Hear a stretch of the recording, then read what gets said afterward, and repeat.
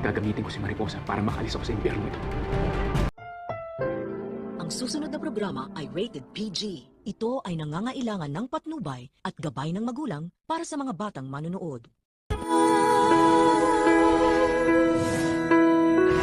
Habang tumatagal ay lumalala na nga ang sitwasyon ni Leon, kaya nang makita siya ni Hannah na nag-collapse na nga ito, ay napilitan na rin si Christy na ipagpaliban na muna ang pagpahanap kay Jordan at dalhin na lang muna si Leon sa pinakamalapit na ospital.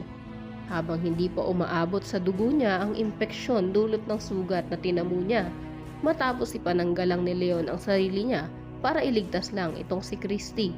Isa pa, sabi naman ni Shaira na alam na niya kung nasaan si Jordan, kaya ang dapat nilang gawin ngayon ay ang pagplanuhan ng susunod nilang hakbang dahil kapalit daw ng kalayaan ni Jordan ay humihingi si Alakdan ng 5 milyong piso.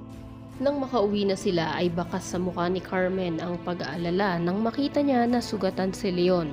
Nangangahulugan na may nakasagupa sila sa bundok. Pinakalma naman siya ni Christy at sinabing ligtas na si Leon dahil nadala na nga nila ito sa ospital. Pero ang tanong muli ni Carmen ay nasaan si Jordan, bakit hindi nila ito kasama? Paliwanag muli ni Christy na mas minabuti na muna nilang umuwi para mailigtas pa ang buhay ni Leon. At tungkol naman kay Jordan ay kailangan daw nilang lumikom ng 5 milyong piso para matubos siya, pagkat hawak daw ito ni Alakdan at iba pang mga kalasag. Pero habang aligaga ang mga mahal sa buhay ni Jordan para makalikom ng pang-ransom sa kanya, ay ito namang si Jordan ay gumagawa din ng sarili niyang hakbang para matakasan sina Alakdan sa pamamagitan ni Mariposa na mukhang may crush din sa kanya. Hindi nga ito nag-alinlangan nang may mangyari sa kanilang dalawa at nang tanungin ni Jordan kung bakit siya pumayag, ay sagot nito na trip niya lang daw.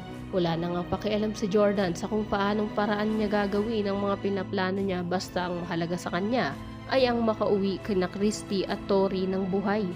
Kaya naman kung nais mo rin na magtagumpay si Jordan na makuha ang loob ni Mariposa upang magamit niya ito laban kay Alakdan at makatakas na rin sa kuta ng mga kalasag, ay i-click lamang ang like at subscribe button. Maaari ka rin mag-iwan ng komento sa ibaba para sa iyong mga saloobin at suwestyon. Maraming salamat sa iyong panonood.